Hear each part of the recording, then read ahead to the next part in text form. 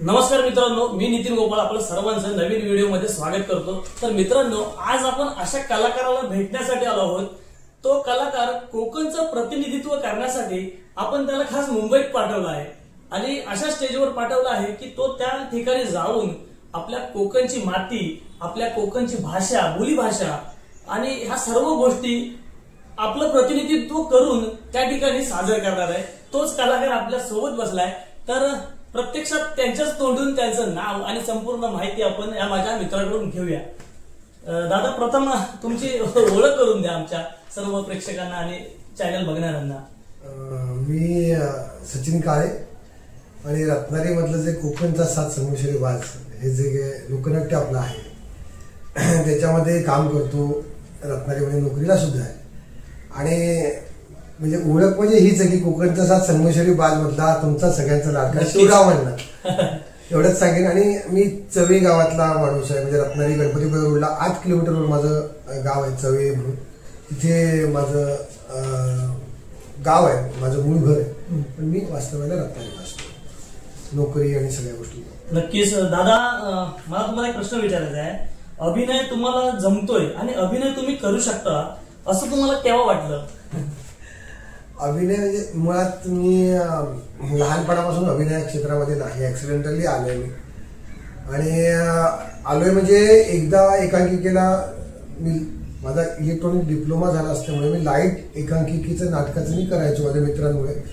मित्रांनी मला पाठीस लागून, म्हणजे काय म्हणतात ना आपण, पाठी लागून की आम्हाला हे करून हवंय, आम्हाला नाटकातला तो लाईट करून हवाय, असे वेगवेगळे लाईट करून देत होतो। त्यावेळेला लाईट करता करता मी एकांकिकेला बघायला पण जायला लागलो, बघायला आवडायची नाटकं। आणि अचानक एक मुलगा आला नाही म्हणून एकांकिकेत मला काम करावं लागलं आणि मला त्या अभिनय क्षेत्रात ऍक्सिडेंटली मी आलोय। आणि ह्या माझ्या खास जे मित्र आहेत, मी नावं का नाही घेत आहे, तर असे खूप मित्र आहेत, त्याच्यातले काही मित्र आहेत त्यांनी मला आणलं ह्याच्यात की हे तुला करायचंय आज। आणि मी घाबरलो होतो, पण त्यानंतर मला वाटलं की आपल्याला जमतंय काय थोडंफार। पण हा जो ऍक्सिडेंटली तुम्ही गेला त्याच्यानंतर असं कधी अभिनयाचा तुमचा कोर्स वगैरे काही केला काय? नाही, कधीच नाही, कोर्स नाही। पण थोडासा मी मामाकडे माझं शिक्षण पूर्ण केलं, तर त्या घराण्यामध्ये थोडंफार या नाटकांचं आणि आमच्या सगळ्याचं वेळ आहे। अभिनय करत असताना तुम्हाला कुटुंबाची कशी साथ मिळते वगैरे? कुटुंब म्हणजे आमचे आई बाबा कधी मला कुठच्याच चांगल्या गोष्टीसाठी बोललेले नाहीच आहेत, कारण ते सुद्धा नाटक बघणारी माणसं आहेत, गाणी ऐकणारी माणसं आहेत। आणि फक्त काय करतोय अजून त्यांना क्लिअर माहिती नव्हतं। मध्यंतरीच्या काळात मी एकांकिका करायचो, पण ती गावातली माणसं आहेत, एकांकिका करायचो। नंतर मी बारावाच्या नाटकात काम करतच होतो आपल्या गावातल्या। आणि बाबांचा पहिल्यापासून सगळ्या गोष्टीला सपोर्ट, कधीच बाबाने आज कुठच्याच गोष्टीला आजपर्यंत अडवली नाही। आणि त्यांचा विश्वास आहे की किती काय झालं तरी असं काहीतरी वाईट करणार नाही। नक्की। माझा पुढचा प्रश्न असाच होता की आई वडिलांकडे तुम्ही कोणत्या दृष्टीने बघता आणि त्यांचा कितपत पाठिंबा? पण तुम्ही प्रश्नाचं उत्तर विचारण्यापूर्वीच दिलं, काही हरकत नाही। पाठिंबा म्हणण्यापेक्षा आईने खूप, म्हणजे मी जेव्हा 1-2 वर्षाचा होतो असं, तेव्हा म्हणतात की गावात जी उत्सवी नाटकांची रंगभूमी आहे त्याच्यावर आईने जुन्या काळामध्ये ऐतिहासिक नाटकात काम केलेलं आहे। पण त्याला खूप वर्ष झाली की त्यावेळी लेडीज मिळायची नाही, पण त्यावेळेला आईने एका ऐतिहासिक नाटकात काम केलं होतं, 1-2 नाटकामध्ये। एवढीच आमच्या घराला तशी नाटकाची पार्श्वभूमी आहे, पण मामाच्या तिकडच्या साईडला आमच्या नाटकाची पार्श्वभूमी जास्ती असल्यामुळे मी या क्षेत्रात लवकर आलो आणि मला थोडीशी आवड निर्माण झाली। एवढंच, म्हणजे लवकर म्हणण्यापेक्षा मला आवड निर्माण झाली। सर, आता शूट करत असताना किंवा कार्यक्रम रात्री उशिरापर्यंत चालू असतो, उशिरा संपतो, तर तुम्ही तुमचं आरोग्य कसं सांभाळता का तुम्ही? आरोग्य म्हणण्यापेक्षा रोज कोकणचा 7 संगमेश्वरी वाज सगळीकडे फेमस आहे, सगळ्यांना माहिती आहे। म्हणजे सलग 10-10 शो सुद्धा त्याचे होतात, 5-5 शो होतात। त्या कार्यक्रमामध्ये एक ऊर्जा आहे, प्रत्येकाला त्याच्यामध्ये काम करायला आवडतंय, प्रत्येक जण हौशीन कामं करतोय।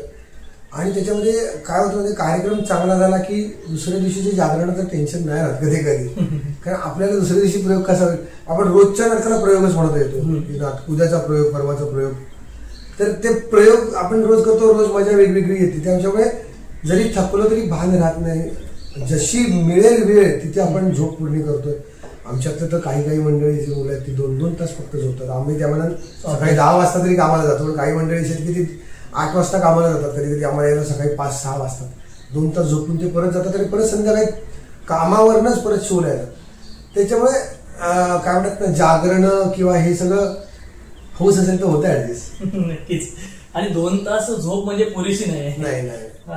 अभिनय क्षेत्रात आतापर्यंत तुम्ही किती कार्यक्रम केले, त्यामध्ये म्हणजे असं नाटक, सिरियल, चित्रपट वगैरे असं? तर आता महत्वाचा म्हणजे कोकणचा साथ जवळजवळ आता 530च्या वर प्रयोग झाला, आम्ही सुद्धा बघितले. आणि सिनेमे, पारावरची नाटकं खूप केलीत, 20-25 पारावरची नाटकं केली. पारावरची काय म्हणतो ती खरी उत्सवी रंगभूमीची नाटकं आहेत की तिथे परंपरेची जी चालत आलेली नाटकं ती मी केलेली आहेत. आणि रत्नागिरीतल्या काही मंडळींमुळे मी एकांकिकेमध्ये आलो आणि एकांकिका करायला मिळालं, त्याच्यात शिकायला भरपूर मिळालं. अभिनय तरुण मुलं इतकी सुंदर करायचे ते बघून असं आम्ही गावात नाटकं म्हणजे उत्सवाला करणारी मुलं, तर हा नवीन तरुण आमच्यापेक्षा जी 20-22 वर्षाची मुलं जी करायची ती बघून भारी वाटायचं खूप की काय जबरदस्त करतायत ही मुलं. त्यांच्याकडनं खूप शिकायला मिळालं, एकांकिकेमधनं खूप शिकायला मिळालं. आणि जवळजवळ 50-60 एकांकिकाचे प्रयोग मला वाटतं जास्ती असतील, 100च्या वर असतील, मला आता लक्षात नाही येणार, पण एकांकिकेचे खूप प्रयोग केले. आणि सिनेमे केलेत 4-5. आता नवीन एप्रिल महिना 99 आला होता, तो आवडतो पिक्चर, मनातला आणि आठवणीतला आणि साठवणीतला सिनेमा आहे. तर एप्रिल मे केला, मनात मान झाला, श्यामची आई, असे छोटे छोटे रोल केलेत. एप्रिल मे मध्ये चांगला थोडासा रोल मिळाला, एक कॅरेक्टरला नाव मिळालं, नंदू नावाचं कॅरेक्टर केलं. सिरियल केली होती एक झी मराठीची करोना काळामध्ये, फुबाई फुचा एक एपिसोड केला होता. आणि आता फुबाई फुचा एपिसोड जो तुमचा बघितला ओंकार भोजने सोबत, तो पण एपिसोड आवडला होता. मी सांगतो तुम्हाला की तो मी 2-3 वेळा 4 वेळा 5 वेळा असा बराच वेळा बघितला, आवडतो. सर, पुढचा प्रश्न असा मी तुम्हाला विचारतो, तुमचं स्वतःचं स्वप्न, ड्रीम काय आहे, म्हणजे आयुष्यात काय मिळवायचं आहे? असे मिळवण्यापेक्षा ना, आपण एक कोकणातलं असं काहीतरी आपल्याकडे साठा असा मला हवा, असं मला वाटतं. मला की कोकणातली भाषा, कोकणातली संस्कृती ह्या सगळ्याचं जतन व्हायला पाहिजे. आणि त्याचा मला एक असा ना छान बांधणी करून काहीतरी त्याचं एक बनवायचंय की काय म्हणायचं तर आता सांगता येणार नाही मला हे, पण ही संस्कृती आपली जपली पाहिजे.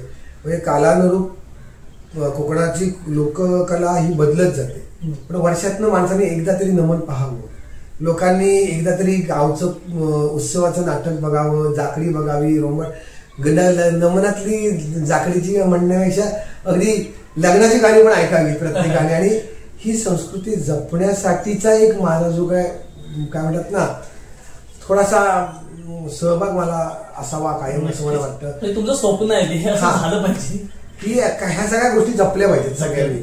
की आता माहिती चुलीवरची भाकरी, चुलीवरचं जेवण हे आता आलंय, आपण इतके वर्ष खात आलोय. ऍक्च्युली ते आता आवडायला लागलं, याचा अर्थ ते सोनच होतं ना पहिल्यापासून. ते आपल्या पिढीकडनं पुढच्या पिढीकडे आपण कसं आपल्याला देता येईल हे असंच स्वप्न आहे. बाकी असं काही मोठं ड्रीम माझं काही नाही. तुमचा आवडता कलाकार कोण? असं एक सांगता येणार नाही, खूप कलाकार आहेत माझे. आणि हिंदीमध्ये विचारणार असेल तर मला आमिर खान आवडतोच. त्याचा 3 इडियट्स पिक्चर मी शेकडो वेळा बघितला, माझा सगळ्यात जवळचा आणि आवडीचा पिक्चर आहे. खूप गोष्टी तो सिनेमा सांगतो तुम्हाला. नंतर मराठीमधला अभिनेता किंवा लेखक म्हणजे पु ल देशपांडेंना मी खूप मानतो. पुलंनी खूप सिनेमामध्ये पण सुरुवातीला नाटकांमध्ये सुद्धा कामं केलेली आहेत आणि ते अभिनेते पण होते. स्वतःवर विनोद करतात, ते दुसऱ्यावर करत नाही, स्वतःवर विनोद करून बाकीची कॅरेक्टर तयार करतात. आणि ते जेव्हा एवढं पुलं मध्ये किंवा त्यांचे व्हिडिओ जे आहेत युट्यूबला किंवा इतर सोशल मीडियावर, तर त्याच्यावर ते प्रत्येकाचा अभिनय करतात आणि ते लोकांना ती कॅरेक्टर डोळ्यासमोर दिसतात. ते अभिनेते पण आहेत, एक सुंदर काय संगीतकार होते, खूप गोष्टी त्यांच्याकडे होत्या. तर पु ल देशपांडेंना मी मोठं मानतो आणि त्यांचं जे सांगण्याची पद्धत होती, सादरीकरणाची एक पातळीची, ती मला खूप आवडते. तुमच्या आयुष्यातला आयडॉल कोण, ज्याच्याकडे बघून तुम्ही पुढे सरकता, एक ऊर्जा मिळते?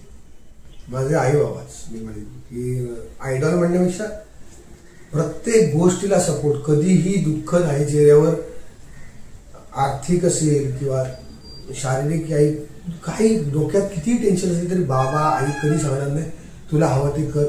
आजपर्यंत कुठे जातोयस आणि काय करणार आहेस ह्याच्या व्यतिरिक्त त्यांनी असं काय म्हणतात ना की हे करू नकोस ते करू नकोस आपण म्हणतो तसं काही कधीच सांगितलं नाही. मी काही गोष्टी त्यांना आवडत नसेल माझ्या किंवा काय पण मला कायम सगळ्या गोष्टीला सपोर्ट. इतके वर्ष झाली मी हे नाटक करतो त्यांना भीती वाटते की हा रात्रीचा फिरतो रात्री 2 व्हीलर्स पहिल्यांदा मी फिरायचो आता काय पण त्यांना काळजी वाटते एवढं जागरण करतो. माझ्या पाठी सदैव उभा राहणारा माझा बाबा आजही मी त्यांच्याकडे राहतोय त्यांच्याकडचंच खातोय आणि माझे सदैव आई बाबाच राहतील आयडॉल आणि त्यांना मी खूप मानतो आणि ज्यांनी मला आजपर्यंत सपोर्ट केलं नाही मी मानतो. तुम्ही कोणत्याही खेळामध्ये इंटरेस्टेड होतात किंवा आहात? मी तसं सांगू आता एक खेळ तसा नाही म्हणता येणार कारण का आता क्रिकेटचं पेव आहे लहान मुलांमध्ये पण आमच्या वेळी मी गोट्या खेळले आट्यापाट्या खेळले गोट्या ती पावलं वगैरे काढायची म्हणजे जर राजा राणीचा खेळ असायचा किंवा 10-20चा गेम असायचा गली काढायच्या आणि त्या गोट्या टाकायच्या मोठे एवढे तुम्ही सागर गोट्यासारखे ते मोठे पांढरे आणि नंतर खो खो खेळलोय कबड्डी खेळलोय आट्यापाट्या खेळलोय शिमग्यामध्ये अरे म्हणजे आम्ही डोंगरात शिवाशिवीचा गेम खेळलोय पूर्ण दिगंबर शिवाशिवीचा गेम खेळताना ना पाण्यात उड्या मारून तो खेळायचा आणि ते नदीच्या डोहात आम्ही पावसात खेळायचो तो खेळलोय. गावातल्या सगळे खेळ खेळलोय. खरं सांगतो बॉल बिल हा विषय जो आहे ना खूप कमी प्रमाणात आम्ही बॉल नसताना चिंध्याचा बॉल करून आम्ही खेळलो. म्हणजे शाळेमध्ये कापडाचं डस्टर असायचं डस्टरचा बॉल खेळलो आम्ही म्हणजे त्याच्यात आम्ही खेळलो की खूप चांगले वेगवेगळे गावातले खूप असे गेम आहेत ते आम्ही खेळलोय. पण आताच्या परिस्थितीत बघितलं ना म्हणजे आज काय झालं आताच्या परिस्थितीत खूप आज बॉल घ्यायला पैसे आहेत पण खेळायला माणसं नाही अशी परिस्थिती आहे किंवा वेळ नाही की ग्राउंड शिल्लक राहिली नाहीत किंवा मुलं आज एवढ्या बिल्डिंग मध्ये असंख्य मुलं असतात पण एकमेकाला ओळखत पण नाहीत अशी परिस्थिती आहे. तर मुलांनी हे जमिनीवरचे मैदानी खेळ खेळणं आवश्यक आहे. शरीर पिळदार होईल व्यायामाची गरज भासणार नाही. नक्कीच. शाळेतला कोणता असा गमती किस्सा आठवतो? शाळेत भरपूर गमती आहेत. शाळेतला मोठा किस्सा म्हणजे आधी मी 10वी पर्यंत कधी गॅदरिंग मध्ये भागच घेतला नाही आणि डायरेक्ट आता नाटक करतोय. हा एक मोठा किस्सा आहे माझ्यासाठी की मी शाळेत 10वी पर्यंत कधीही नाटकात गॅदरिंग मध्ये सहभाग कुठच्याच विषयात घेतला नाही. तो माणूस आज नाटक करतोय. आज मोठा एक किस्सा आणि खूप शाळेतले खूप चांगले जुने मित्र ज्यांनी सपोर्ट आजपर्यंत केला त्या सगळ्या मुलं मित्रांनी की खूप गमती जमती आम्ही केल्या आहेत की शाळेत काय म्हणत ना काजूत जाऊन शाळेच्या मध्ये सुटीत डबा खाणं किंवा भरपूर गोष्टी नदीवर जाऊन काय म्हणजे गमती एवढ्या झाल्या की सांगू शकत नाही. एक किस्सा सांगू शकत नाही. पोहायला जाणं शाळेच्या मधल्या सुट्टीतनं सुद्धा पळून आम्ही जाऊन पोहायला गेलेल्या आहेत. इतक्या गोष्टी घडलेल्या आहेत आणि खूप वाईट आहेत त्या मार खाल्लेल्या आम्ही घरात त्यांच्यावर. तुमची पत्नी तुम्हाला अभिनयासाठी किती साथ देते म्हणजे ऍक्टर म्हणून आता घरात असा रिस्पेक्ट वगैरे वाढला आहे की असं काय? दादा तुला सांगतो आपण बाहेर असताना स्टेजवर ऍक्टर म्हणजे रंगमंचावर असताना पण एकदा आपण रंगमंचावर खाली आलो की आपण माझं असं म्हणलं की आपण सचिन काय नॉर्मल तर घरात सुद्धा तसंच आहे. हात आल्यावर नवरा बायको तिथे काही नाही. जे नातं असावं कॉम्प्रोमाइज काही नाही. जे नातं असावं तसंच आहे आणि छान. आज तिच्यामुळे मी खरं सांगायचं झालं तर एवढे प्रयोग करतो. कधीही मला माझी बॅग जाताना अशी पूर्ण तयार असतं सगळं मेकअपचं सामान असं व्यवस्थित फक्त खांद्याला लावायचे निघून जायचं. रात्री आल्यावर मशीनला कपडे टाकलेस की ते परत सकाळी व्यवस्थित तयार असतात म्हणजे दुपारच्या प्रयोगानंतर. आणि रोज हे रुटीन ती कधीही चुकत नाही कधीही तक्रार नाही आणि तिच्यामुळे आज एवढे प्रयोग होते. म्हणजे पत्नीचा सुद्धा मोठा पाठिंबा देखील भरपूर भरपूर. आता असा प्रश्न आहे की हा प्रश्न मी सुद्धा लाईव्ह मध्ये बघितलेला बऱ्याच वेळा. नाटकामध्ये असा कोणता किस्सा आठवतो का की तुम्ही पाठांतर विसरलात किंवा समोरचा पाठांतर विसरला आणि मग पुढे कसं काय हँडल केलं वगैरे? कार्यक्रमात तर बऱ्याच वेळा होतं. नाटकातही झालं माझं बऱ्याच वेळा. पहिल्या पानावर डायरेक्ट तिसऱ्या पानावर जायचं. कारण काय आहे मला एक सवय स्टँडअप कॉमेडीची. मी आपली वाक्य घालायची जी काय सवय झाली ती कधी कधी नाटकात मला खूप जबाबदारीने बोलावं लागतं. कधी कधी असं होतं की आमच्यात एखादा मुलगा नसतो आणि मग त्याच्या जागी दुसरंच कॅरेक्टर येतं आणि भरपूर गमती होतात की त्याला त्याची वाक्य नवीन तो काहीतरी घेतो, मग माझ्याकडनं राहतं. आणि स्टेजवर ऑन दी स्पॉट काही कधी कधी घेतो. कधी कधी मोना पण आमचा म्हणून जातो की आज मी मोना आहे, आज मी बोलणार नाही. आणि ना हे लोकांनी भरपूर अनुभवलंय आमच्या. आणि कोकणचा साथचं आमच्या हेच वैशिष्ट्य आहे. मी जास्ती प्रयोग कोकणचा साथ बद्दल का बोलतो तुला की जास्ती प्रयोग कोकणच्या साथचे केलेत. पण नवीन ठिकाणी जरी म्हणजे काय गेलो तिथे प्रयोग चांगला होतो, पण एका ठिकाणी 4 वेळा सुद्धा प्रयोग ना प्रत्येक वेळा वेगळा होतो. तर प्रत्येक वेळेला प्रत्येक कार्यक्रमातला शिवराम तुला वेगळा दिसेल, तुमचा सुनील तात्या वेगळा दिसेल, रवी वेगळा दिसेल, अंकुश सगळे वेगवेगळे दिसतात. त्याच्यामुळे आम्ही प्रत्येक वेळा नवीन पद्धतीने कार्यक्रम करायचा म्हणजे प्रयत्न करतो त्या जागेनुसार. नक्कीच मी सुद्धा कार्यक्रम तुमचे बरेच बघितले आणि प्रत्येक कार्यक्रमामध्ये काहीतरी बदल आणि म्हणजे एखादं हे वाक्य आम्हाला माहित जाईल ना आता काय हा कार्यक्रम काय होणार आहे आणि त्याच्यातून बदल झाला की तो असं गमतीशीर बदल राहिला असतो, ते बघून आणखी हसायला येतं. कधी कधी त्या जागेच्या सिच्युएशन नुसार कधी कधी एखादा जोक आठवतो आणि तो होऊन जातो असं. कोरोनाच्या काळात नाटक बंद होती, मग त्या परिस्थितीत तुम्ही त्या परिस्थितीला कसं सामोरं गेला? करोना काळातलं जर म्हणशील तर मी करोना काळात खूप घाबरलो होतो. माझ्या पाठीशी माझे सगळे मित्र होतेच की सचिन घाबरू नको, तू ये कामावर ये. पण करोना काळात आमच्या दुकानात मी जिथे कामाला आहे ज्या शोरूमला तिथे काही जणांना प्रॉब्लेम त्रास व्हायला लागले. मी सुट्टीवर गेलो, मी भरपूर दिवस गावाला जाऊन राहिलो.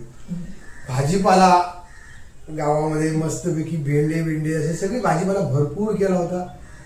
टॉमॅटो मिरच्या म्हणजे कुठचीही भाजी करोना काळात मला विकत आणायला येऊन.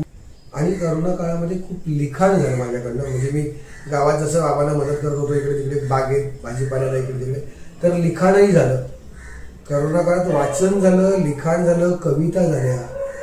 त्या करोना काळामध्ये आपण माणूस म्हणून काय आपल्या शरीराची किंमत आहे ना ते त्यावेळी कळलं. आपण रत्नागिरीत म्हणजे असं मी म्हणतो कधी कधी आम्ही भाड्याने राहतो, तर आपण हे शरीर सुद्धा कधीतरी असं वाटतं की भाड्याने घेतलेलं आहे आणि परमेश्वराने त्याचा एक कालावधी आपल्याला दिला आहे, तर तेवढ्या वेळेत आपण काहीतरी चांगलं कार्य करून जावं ही गोष्ट मनाला त्यावेळी सांगितली गेली. त्यामुळे आपण असं काय म्हणत ना खूप साऱ्या कविता लिहिल्या ज्या संमिश्री भाषेमध्ये आहेत, साध्या भाषेमध्ये आहेत. खूप वाईट वाईट गोष्टी कानावर येत होत्या, मनावर दडपण येत होतं. 15 दिवस आजारी होतो तापाने. काही गोष्टी क्वारंटाईन स्वतःला करून घ्यावं लागलं होतं, ते केलं होतं. पण गावात बोंबाबोंब होऊ नये म्हणून खूप गोष्टी जपाव्या लागल्या क्वारंटाईनच्या वेळेला. पण तुला सांगतो ना हा करोना शिकवून गेला खूप. त्याच्यामुळे लिखाण पण झालं, वाचन झालं आणि 150 कवितांचा एक संग्रह आता करून लवकरच 150 कविता म्हणजे कमी नाही झाल्या आणि त्याचा संग्रह आता लवकरच आपण करणार आहे. तुम्ही सांगेन तुला काय करणार आहे कधी, तर तो येईल लवकरच. संमिश्री बोलीचे शब्द जतन करण्यासाठी अनेक लोक धडपडतात, तर मीही त्याच्यामध्ये हातभार लावायला सुरुवात केली. आता मी ते शब्द जमा करतो आणि एक एक वाक्य संमिश्री बोलीतलं म्हणण्यापेक्षा ग्रामीण बोली भाषेतलं हे लिहून ठेवायची सवय लागली तेव्हापासून. की आज एक वाक्य आता आठवलं आपल्याला की ते लिहून ठेवायचं. हे त्या करोना काळानंतर सुरुवात केली आणि अजून ते करतोय. चांगली सवय देखील आठवलं माझ्या आपल्याला लिहायला नाही तर मोबाईल टाईप करायचं, तर बायकोला सेंड करायचं, ती लगेच ती वाक्य लिहून ठेवते. एवढं ते आता करतो मी. तुमच्या आयुष्यातला टर्निंग पॉईंट कोणता की त्यामुळे तुमच्या आयुष्याला पूर्ण घुमाव मिळाला? तुला म्हणजे प्रत्येकाला फेमस व्हायचं असतं, प्रसिद्धी हवी असते. नक्कीच. योगायोग काय हो, मी एक पात्री करायचो कोकणचा असा नंतर आला होता, पण एक पात्री अभिनय करायचो किंवा डान्स कार्यक्रमात जायचं, स्किट सादर करायचं छोटंसं. आणि हे चालू असताना ना सुनीलजींनी माझी भेट झाली. आमचा 22वा कार्यक्रम होता आणि सुनील म्हणले येतच काय कार्यक्रम आम्ही करतो असं. म्हटलं आधी मी बघतो. मग तो बघितला कार्यक्रम. नंतर त्या कार्यक्रमामध्ये मी सहभागी झालो आणि ठराविक कालावधीनंतर त्या कार्यक्रमाचा जी ग्रोथ वाढली आणि जी काही प्रसिद्धी मिळाली हा माझ्या प्रसिद्धीसाठीचा एक टर्निंग पॉईंट होता. खूप म्हणजे एखाद्या कार्यक्रमाचे 500 शो कोकणात होणे आणि कोकणातल्याच कार्यक्रमाचे एकही स्त्री पात्र नसताना हे माझ्यासाठी काय म्हणतात ना एक महत्वाचा टर्निंग पॉईंट. आणि बऱ्याचशा भूमिका त्याच्यातल्या करायला मिळाल्या. आज हा आलाय तू करून बघतोस का, तर मी तो करतोय. मी आज गवळण झालो. गवळणीनंतर मी मावशी केली, मावशीनंतर मी काय त्याच्यातला शंकासूर झालो, त्याच्यात मी एकदा काय रावण करून बघितलं, वेगवेगळ्या गोष्टी करून बघितल्यानंतर ना की आपल्याला जमतंय. आणि मग ते लोकांना पण आवडायला लागलं, मुलांनी सगळ्यांनी जबाबदारी पण दिली. चांगला रोल त्याच्यामध्ये मी करतोय, शिवराम कॅरेक्टर, आणि सगळ्यांचं चांगलं झालं. आणि आता आमचं एक कुटुंब आहे, कोकणचा साथ संगमेश्वरी, हाच एक कोकणचा साथ संगमेश्वरी बाज, हाच एक टर्निंग पॉईंट ठरला आहे टर्निंग पॉईंट आहे. असं कधी झालंय की लोक पाय खेचतात किंवा सपोर्ट करतात, त्यामुळे तुमच्या आयुष्यात चांगली किंवा वाईट गोष्ट घडली आहे? मी म्हणेन तर माझ्या बाबतीत खूप कमी, माझ्या बाबतीत असं पाय बी खेचणारा नाही कुठे, म्हणजे खरोखर नाही. कशाला असं सांगू की बाबा माझे कोणते पाय खेचतात, कोणीही नाही माझ्या बाबतीत. मी तुला सांगतो, सगळे माझ्याशी चांगले वागतात. मी कोकणातल्या भाषेवर बोलतो, अगदी गावातला तळागाळातला आपला अगदी ग्रामीण माणूस ते अगदी शिकलेल्यापर्यंतच अगदी मोठे कॉर्पोरेट लेवलची माणसं, यांना ही भाषा आवडते. आणि सगळे माझ्याशी सगळे चांगले, परमेश्वरांच्या स्वामींच्या कृपेने खूप चांगलं झालं. म्हणजे आतापर्यंत मिळालेले सर्व सपोर्टिव्ह मिळाले, सगळे सपोर्ट. नक्कीच. आपली भाषाच ही एवढी गोड आहे ना की सगळ्यांनी ती आपलीशी वाटते आणि सगळे आपल्या जवळ येतात त्या भाषेमध्ये. खूप गोड भाषा आहे शब्द. आता चला हवा योद्ध्यासारखा मोठा स्टेज मिळाला आहे, आता कसं वाटतंय? अरे आता तर भारीच वाटतंय ना, केवढा मोठा ब्रँड आहे, झी मराठी सारखा ब्रँड आहे. आणि योगायोगात मला दुसऱ्यांदा तिसऱ्यांदा त्या चॅनलवर काम करायची संधी मिळते. मी अतिशय कोकणातला भाग्यवान कलाकार मी समजेन. आणि काय सांगू तुला, अरे एक गावातला माणूस जो नमनामध्ये कधीतरी शंकासूर घालायचा, मुला त्या नमनातले मृदुंग वाजून बघायचा, आणि आता डायरेक्ट झी मराठी, तुला सांगतो मधला जो प्रवास आहे ना एवढा सगळा, त्याच्यात मिळालेल्या सगळ्या लोकांचं प्रेम, सगळ्यांचे आशीर्वाद, ह्याच्यामुळे हा एवढा मोठा रंगमंच झी मराठीचा मिळाला. मी तर म्हणेन माझ्या सगळ्या मित्रांचे, सगळ्या प्रेक्षकांचे, ह्या सगळ्यांचे आभार आहे. आणि मी एकटा सचिन काळे म्हणून नाही करत. मी तुला सांगितलं, हे आपले शरीर आहे, हे आपल्याला आता नाव ठेवलंय म्हणून सचिन काळे आहे, परमेश्वराने दिलेले शरीर आहे, हे ठराविक कालावधी पुरतं असतं आपलं. तर मी एक म्हणेन की मी कोकणचं प्रतिनिधित्व करायला, प्रत्येक कोकणातल्या कलाकाराचं प्रतिनिधित्व करायला जातोय असं मी समजेन आता तरी. कारण काय झालंय, सगळी लोक प्रेम करतात रे. आज जाखडी जमान्यामधली सगळी लोक आपल्यावर प्रेम करतात, आपल्या कार्यक्रमावर प्रेम करतात. कारण आपण सगळा तो कार्यक्रम एकत्रच असा आहे, सगळे प्रेम करतात.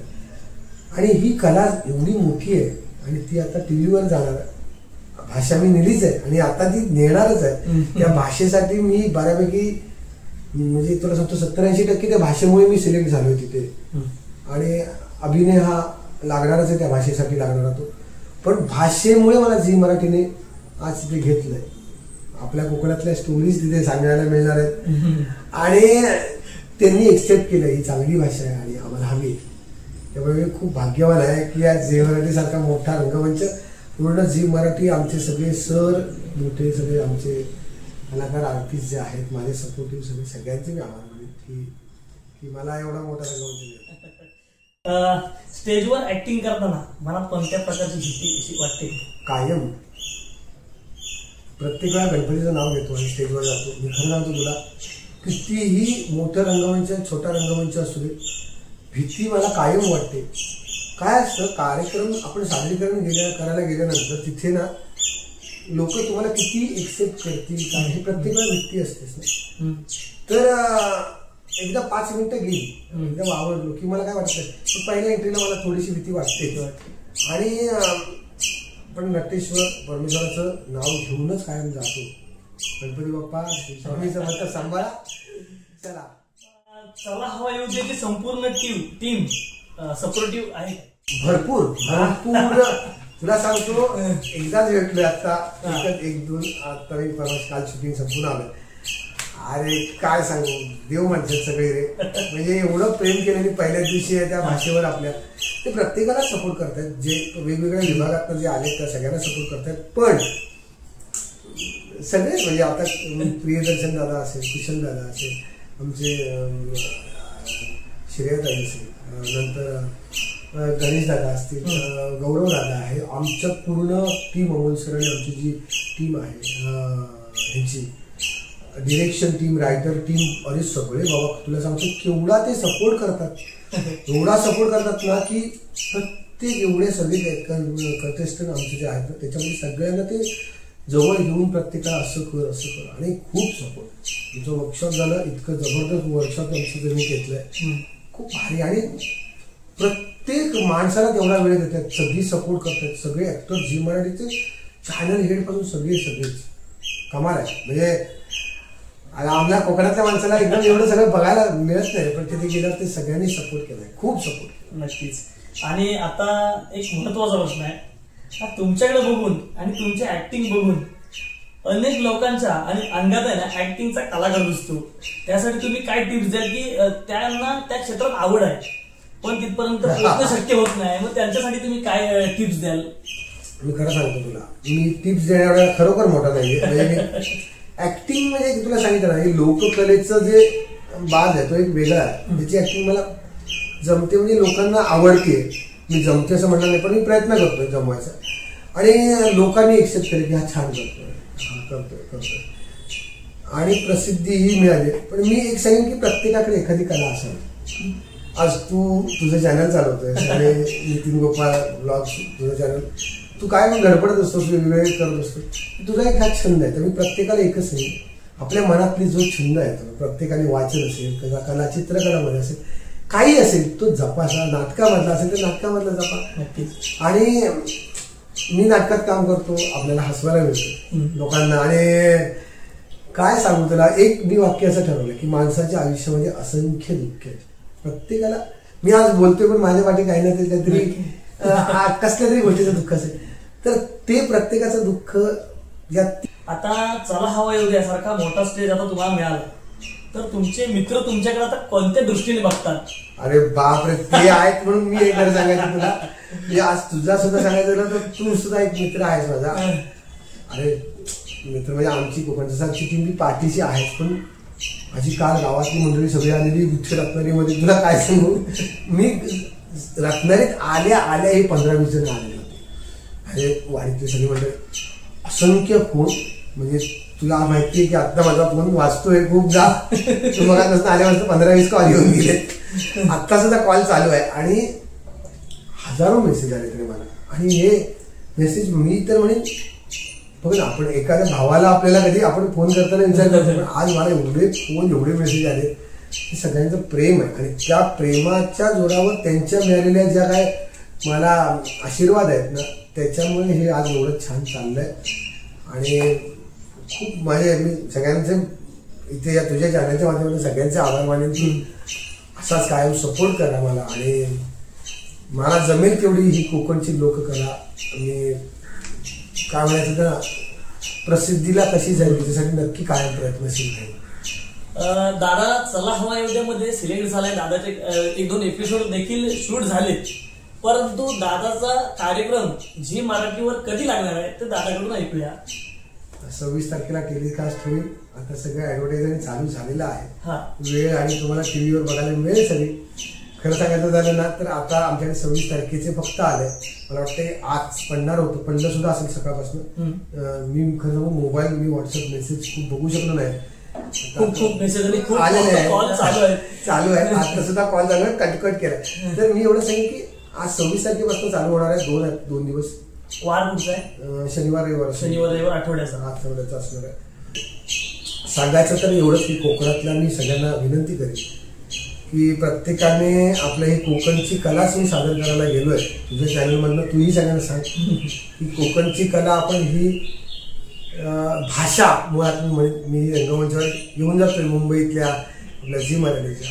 तर मी सगळ्यांना विनंती करेन की ह्या कोकणातल्या कलाकाराला एक तुमचा प्रतिनिधी म्हणून चांगला सपोर्ट करा आणि आपली कोकणची लोककला ती भाषा एक वेगळ्या उंचीवर नेऊन आपण ठेवूया. एवढंच सांगेन बास. आणि तुम्ही सगळे बरोबर आता शंकाच नाहीये मला खात्री. नक्कीच दादा, जसा माझ्यासारखा एक तुझ्या पाठीशी म्हणजे एक फॅन म्हणता येईल. मी खरंच फॅन आहे याचा. मी तुमचा मित्र वगैरे नाही, आधी फॅन होतो, नंतर ओळख झाली, मग मित्र झालो. तर माझ्यासारखे असे असंख्य लोक आहेत की तुझ्यावर प्रेम करणारे आणि तुला सपोर्ट करणारे, त्यांचा पाठिंबा असेलच. आणि पिक्चरचं आता एप्रिल 99 आला होता, तर ते पिक्चरचे आमचे रोहन सर त्यांची संपूर्ण टीम, आमचा ओंकार दादा असेल, म्हणजे त्यांनी पहिल्यांदा मला झी मराठीवर दिलं होतं. हा सगळ्यांचे मोठे हे आहेत माझ्यासाठी, काय म्हणायचं सपोर्ट आहे. एक किस्सा मला तुला एक विचारायचा होता, प्रश्न विचारायचा होता. ह्या लिस्ट मधला बाहेरचा प्रश्न आहे. मी तुझा तो कार्यक्रम बऱ्याच वेळा बघितला आणि तेव्हा तो त्या व्हिडिओ मध्ये म्हटलं होतंस ना, मी नोकलोय असं काहीतरी एक बोलला होता. ऍक्च्युली नोकलो तेव्हा ओंकार बोलण्याचे तुला अरे जमतंय तुला, म्हणजे ते मला वाटतं स्क्रिप्ट मधलं नव्हतं. आणि तो एक खरोखर मंडळी किस्सा आहे. संध्याकाळी आता शेड्यूल खूप टेक्निकल गोष्टींमुळे मागे पुढे होतं. संध्याकाळी 6 वाजता मी शूटिंगसाठी मेकअप केला होता आणि रात्री मला वाटते 1-2 नंतर शूटिंग ते लागलं होतं. खूप सारी स्किट फुबाईफूची चालू होती आणि शेवटचं माझं होतं आणि अजिबात रिहर्सल ओंकार दादा बरोबर झाली नव्हती माझी. अचानक ते स्किट सादर करायला सांगितलं आणि ओंकार म्हणाला चालू कर आता, तू घाबरू नकोस. आणि खरोखर तुला सांगतो, मानलं त्या माणसाला, एवढी जबाबदारी दिलं. हे संपूर्ण स्किट मध्ये माझी थोडीशी नजर मागे पुढे इकडे सुद्धा झाली असेल तुला सांगतो, पण त्यांनी एवढं सांभाळून घेतलंय. मी ऍडिशन्स घेतल्या त्या सुद्धा त्यांनी ऍडजस्ट करून घेतल्या आणि तर नोकलो ह्या शब्द त्यावेळी तिथे ऍडिशन मध्ये आला होता. तर तीच भाषा घेऊन परत आपण मंचावर पुन्हा एकदा झी मराठीचं जाणार. नाही तर आपल्या सर्व कोकणवासियांचा दादाला सपोर्ट तर आहेच, तुमचा देखील आहे, माझा देखील आहे आणि संपूर्ण कोकणासहित आता संपूर्ण महाराष्ट्र दादाला चला हवा येऊ द्या कार्यक्रम बघून सपोर्ट नक्कीच करणार आहे. तुम्ही नितीन गोपाल ब्लॉग्स हे चॅनल बघताय, माझ्या चॅनलला सबस्क्राईब करा, लाईक करा, मित्रांमध्ये हा व्हिडिओ शेअर करा आणि कमेंटमध्ये नक्कीच दादाला शुभेच्छा देण्यासाठी कमेंट करा. व्हिडिओ शेवटपर्यंत पाहिला त्याबद्दल धन्यवाद आणि सर्वांचे आभार. धन्यवाद. तू आधी इथे वेळात वेळ काढून माझ्यासाठी आला, बरं वाटलं. थँक्यू. थँक्यू.